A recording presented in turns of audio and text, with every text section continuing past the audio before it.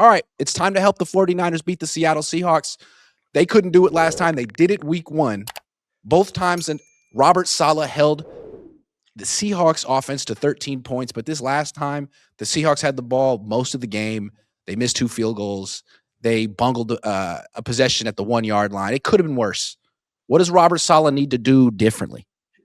Well, are you providing him with this AG1 so he could hydrate the defensive players, starting Friday and then have another dose of it for Saturday for the ball game? I tell you what now, let me say this. Look at it, Sam Darnold. Okay, let's take, Sam, because he's the one guy on the Seattle offense who could be the Jekyll and Hyde kind of quarterback. They had 15 days off now? Yes. Okay. Is that good or bad for him? For Sam, that may not be too good. It's interesting. Yeah. Now he can overthink it. Correct. He's had too much time and too much this, too much that. So he's created this, and he has flashbacks to last year in Minnesota when he laid an egg. But the thing about it is, and I was looking at the stats. I don't know. I'm sure Robert has guys who feed him also the same information. When Darnold's pressured, okay, he is a 52% passer. His quarterback rating is like 72. Okay. Now, when you don't, and he has like 10 touchdowns and 8 interceptions. Okay. When you pressure Sam Darnold, his stats go down. When you let him have a clean pocket, you don't pressure him, you let him have a 4-man rush and have all day back there. He's throwing at 75% completion. His quarterback rating is 110 as opposed to 72. Okay? His completion percentage is 75 as opposed to 52. His touchdowns with no pressure, 15 and only 6 picks. So if you allow him to be the rocking chair quarterback, to sit there back there in his lazy boy and just pick you apart, he can do it. Enough weapons where he can make those throws. He doesn't statistically, he doesn't perform well when you put pressure on him. So the hardest thing for me looking at this is like, okay, I know the stats. I've got him weighed up like, okay, pressure, he's down. Free access to throw, he's up. So what do I want to do? I want to make it uncomfortable for him. I want to be able to put some pressure on him. I want to be able to, see if he'll spit it up and throw me a couple picks, and or get sack, fumble, strip kind of concept and turn over the ball. Yeah, they've played him twice this year, and this guy has like an interception problem, and yet he has thrown no picks against the 49ers, and I'd have to say that's probably a byproduct of Robert Saleh's play calling. Man, if you don't put any pressure on him and you just play zone coverage, what do you expect to happen? You gotta put bodies around him and bring out the bad Sam Darnold.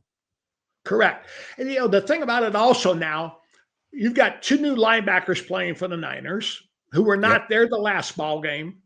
I think there's going to be a little bit of a vitality with the way that those guys are going to play. You got the savvy and the experience of Kendricks. That'll be an improvement. Their tackling was better last week than it was against Seattle with the other players in the season ender. And I think the thing about it is the Niners will have learned more about themselves and about the Seahawks from that season-ending loss than what Seattle has learned about the Niners with their season-ending win. So I think from that perspective, that's a win for the Niners. They will have learned more from that loss than what Seattle will have learned from the win.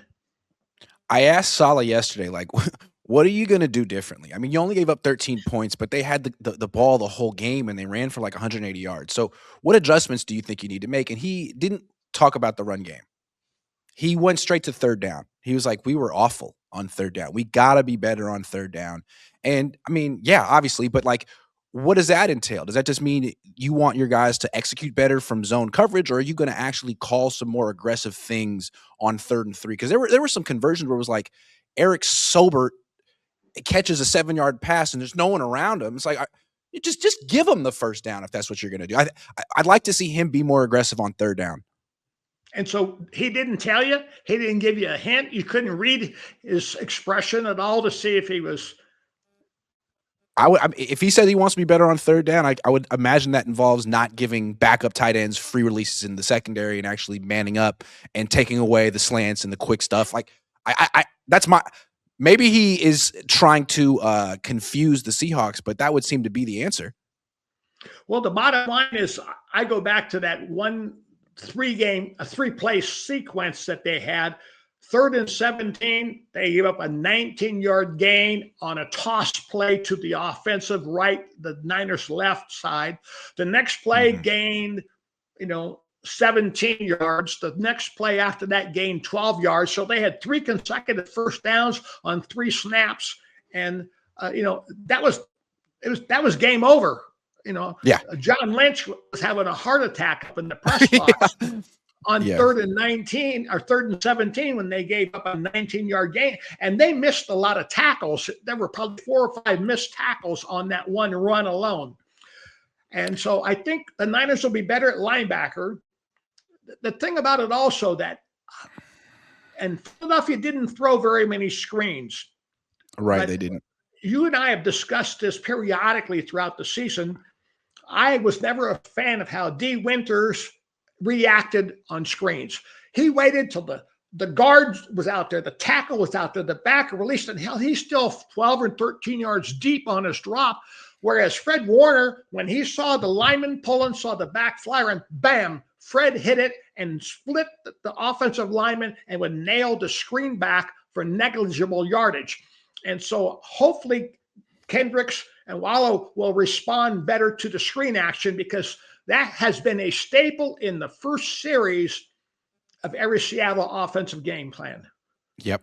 And outside of JSN, they play action, roll away, and screen back. And they do it from their offensive right, throw the screen back to their left side. Got it. That's been a staple in the first 8 to 10 plays of every ball game Seattle has played. Let me ask you one more thing before we help Kyle. So we're talking about being more aggressive, getting pressure on Sam Darnold, and stopping screens. One thing they couldn't do at all in this last game, they did it in week 1, but they couldn't do it in week 18, was stop the run. Now, 2 new linebackers. At the same time, in week 18, you saw it, like the 2 safeties were 15 yards off the ball most snaps. Do you feel like the presence of Kendricks and Wallow and potentially Warner will be the difference in the run game, or do you think Saleh needs to do something schematic? Do you think he needs to get that 8th man in the box? Well, you're still going to need 8 in the box. The bottom line is, I think, especially with Kendricks, he would be better at taking on blockers and shedding blocks. And hopefully his ability to diagnose and the experience that he's had as a player in 7-8 years will help him with a little bit better with recognition than what the Niners were getting previously. The thing about it is also you got to look at the 4 linemen up front, and they've got to be able to take on the offensive blocker. And the one thing I noticed by a couple of the younger kids, especially in the defensive tackle position, they struggle to shed a blocker. They don't use their hands well. They don't lock out. They don't create separation. They've got that offensive lineman on them like Velcro, and they can't get off. And so they've got to be able to be stronger at basically pressing the offensive lineman away from them, getting their leverage and getting their length back in their arms to be able to drop step and play crossface and be able to free themselves up to be a tackler and a space eater and not just get walled off and turned and then it's down the 280 freeway because it's wide open. Well, look, I know Robert Saleh's busy this week preparing for all kind of different interviews, but Robert, we just gave you the answers to the test. There's no excuses. You're prepared now. That's another worry I have. Let me say this, isn't it? Yeah. Have you interviewing for head coaching positions on Thursday during game week, and you're playing Saturday? I'm like, Oh, that is a killer. There You have know, it been was other. interesting. Yesterday, he was asked about it, and he was like, "Nah, I'm not doing it until Sunday after the game." But then after that, we were sort of informed by some people in the PR staff, like, "Hey, you know, he may have misspoke, and there could be a report that he did something on Friday. Just keep it in mind." So, because when these guys do the interview, immediately Adam Schefter has the report right after, like, the Arizona Cardinals have just finished an interview. So watch out for that tomorrow with Robert Saleh. I wouldn't be surprised if he knocks one or two out before the game, which isn't really what you want. It's not. It's not. It's Well, not no, great. see, even if you have your agent and his office put together your depth charts and your free agency and who you're going to list and what your draft picks are and things like that, you as a coach still have your mind on questions and how you're going to respond and what you're going to say. That means you're not thinking about the ball game against Seattle Yeah, on and it's Saturday so easy. evening. Like you gave up 13 in each game, and in this game, if you give up 27, and everyone's going to be like, "Well, Robert, what were you doing this week?" So that's a lot of pressure for him.